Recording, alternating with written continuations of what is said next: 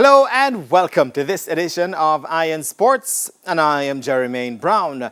In this edition, we put the Senior Reggae Girlz program back into the spotlight following their historic debut at the FIFA Women's World Cup.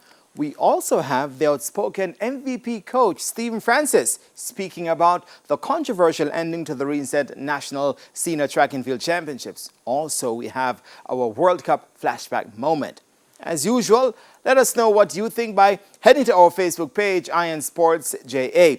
We take a break, but stick around. When we come back, we're going to be chatting with the management of the Reggae Girlz. Soon come.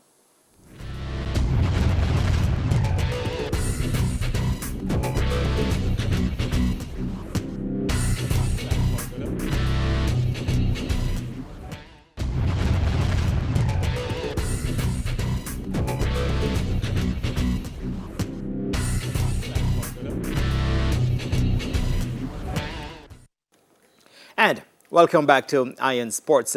Jamaica's history-making Reggae Girlz are now back home after competing in their first ever FIFA Women's World Cup. Despite losing all their games, the girls were able to score at the tournament and left, well, a sweet taste in the mouths of their many fans. However, what's next for the program for the next 4-year cycle, as well as the short-term objectives? Well, here to give us some insight in that, we have the Reggae Girlz team manager on set with us, Jean Nelson. And also online, we have Coach Andrew Price. Lady and gentlemen, welcome to Iron Sports. Thanks for having me. Thanks for having me. Okay, ladies first. So I'll go with Jean first. We heard from the girls a bit about their experience at their first ever World Cup. But from a management perspective, what was it like for you? We know you handle accommodation while there, you handle transportation, food, and all the things that go on behind the scenes. What was that like?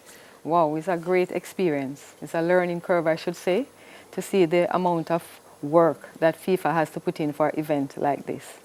You're talking about as far as when we qualified from November last year.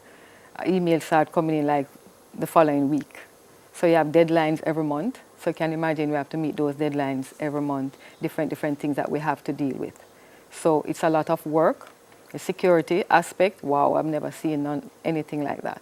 So the administrative thing, as I say, you have to be reading the FIFA manuals to keep abreast of what and when the deadlines are, to make sure as a point person for FIFA through the federation that everything is okay and on point. Coach,